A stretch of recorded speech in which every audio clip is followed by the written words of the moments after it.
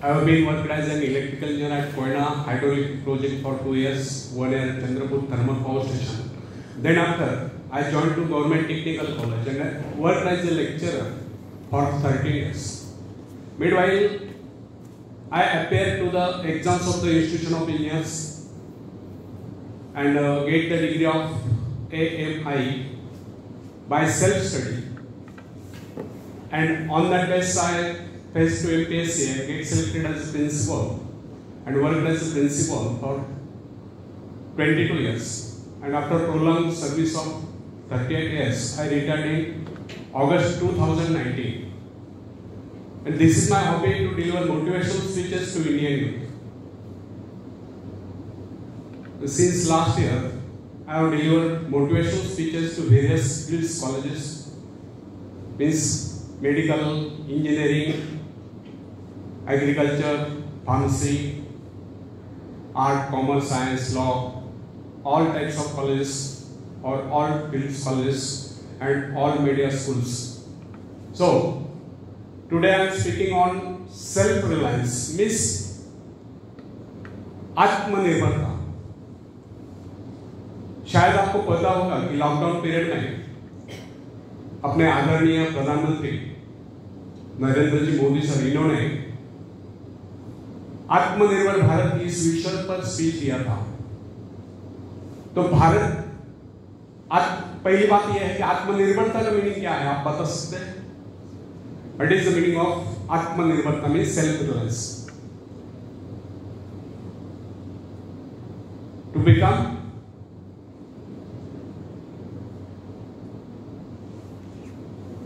What is the meaning of self-reliance? आत्मनिर्भर भारत कब बनेगा?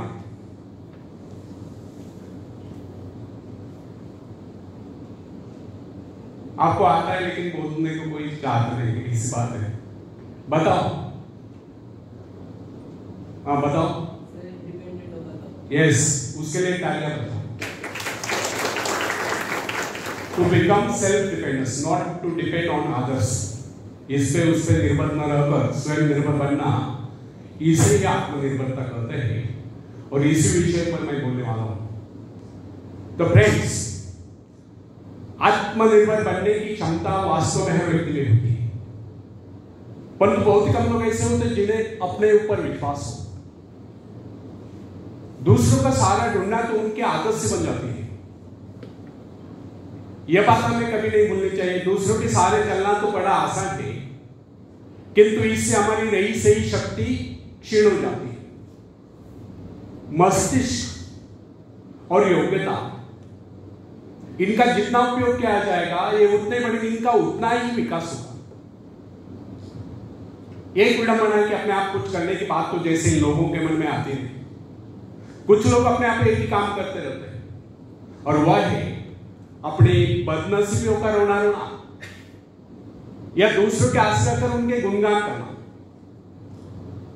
ऐसे लोग जिन्हें सदा दूसरों के बल पर विश्वास होता है, वे केवल पिछलकों की संज्ञा पाकर निंदा के पात्र बने रहते हैं। ऐसे लोग अपनी आंतरिक शक्तियों का भी लाभ नहीं उठा पाते। फ्रेंड्स, यह न समझना आप यदि जन्मजात नेता नहीं है तो इससे रहोगे। जन्मजात कौन क्या होता है?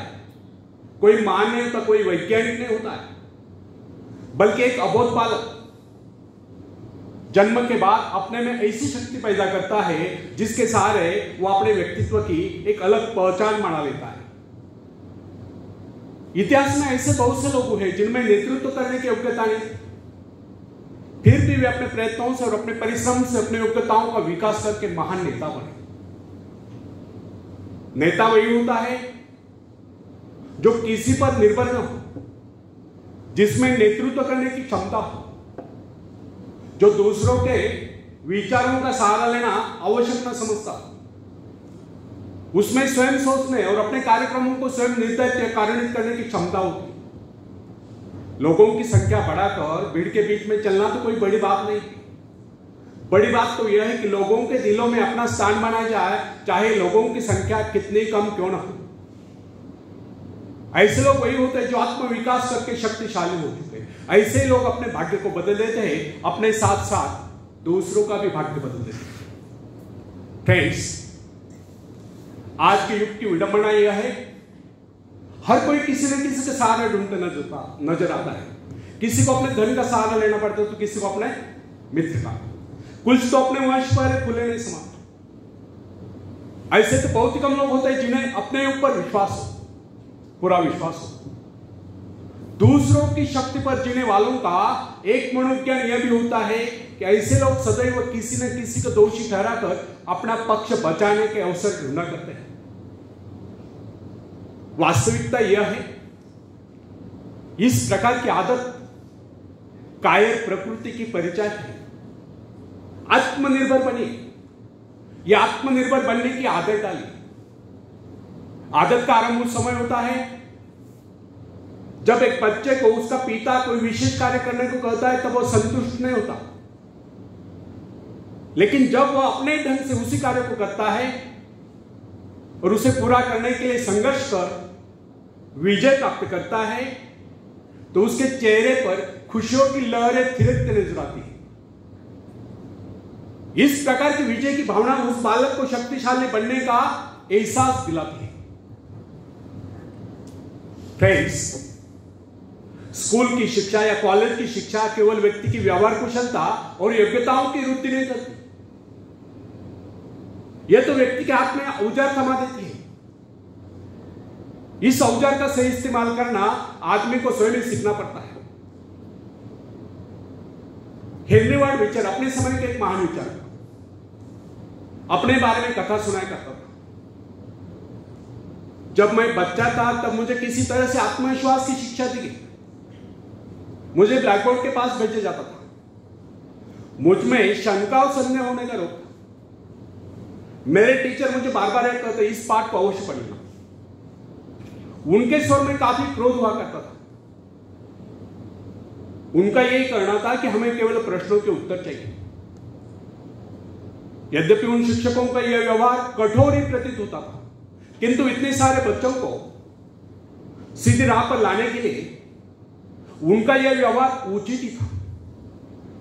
और इस व्यवहार का ही नतीजा था कि 1 मास से भी कम समय में, विद इन ए मंथ, मैं उन सभी सवालों के जवाब निकलने लगा जो मुझे सबसे कठिन लगते थे।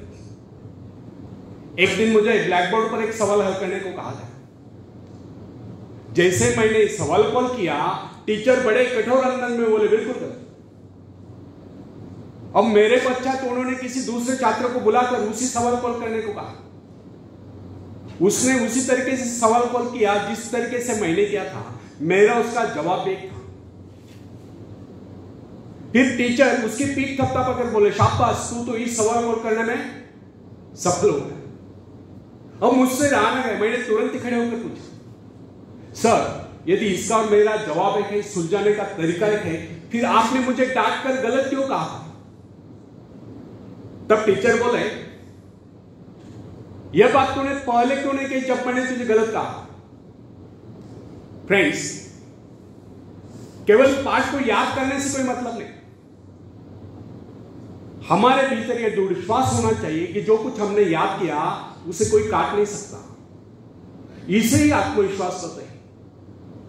और जिनमें ही आत्मविश्वास होता है वही तर्क दे सकता है, वही बस यानी कि चर्चा कर सकता है।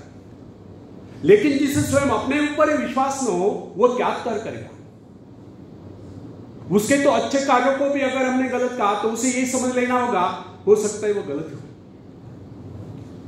फ्रेंड्स, मनुष्य को भ्रम होता है कि अकेले काम करने से अच्छा किसी दूसरों की सहायता लेकर काम करना होता है। लेकिन अपने ऊपर विश्वास करके पूरी लगन से अगर कार्य को किया जाए तो उसमें सफल होने की आशा 2 गुनी हो जाती है। हर महत्वाकांक्षा का अर्थ होता है अपनी शक्तियों का परीक्षण करना, लेकिन दूसरों की नकल करना, दूसरों पर निर्भर रहने से व्यक्ति में दुर्बलता ही तो आती है।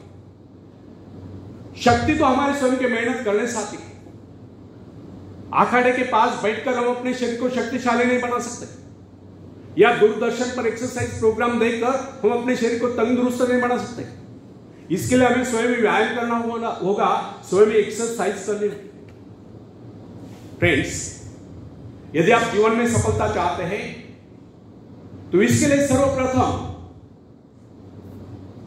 यदि आप जीवन में सफलता चाहते हैं तो इसके लिए सबसे पहले आपको उस मार्ग पर चलना होगा जो आपको उन्नति को ले जाता है, और वह रास्ता है आत्मविश्वास। अपनी शक्ति को पहचानकर ही सफलता प्राप्त कर सकते हैं, या अपनी योग्यताओं को बढ़ाकर ही आप सफलता प्राप्त कर सकते हैं।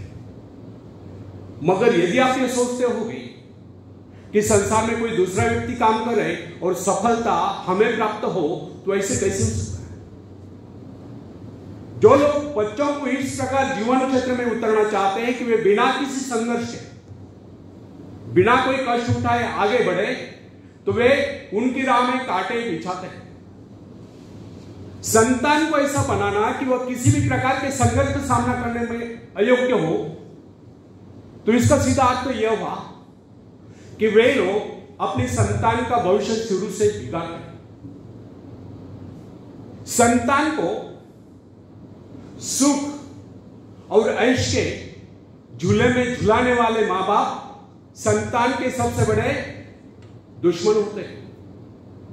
दूसरों की तो छोड़ो, वे उसे स्वयं को पहुंचाने की जहमत या स्वयं को पहुंचाने के कष्ट भी उठाने नहीं देते। बच्चों को भी संभालना चाहिए। स्वर्ग जाने की इच्छुक को स्वयं ही मरना पड़ता है। स्वर्ग वही जाएगा जो मरेगा, दूसरा कोई नहीं जा सकता।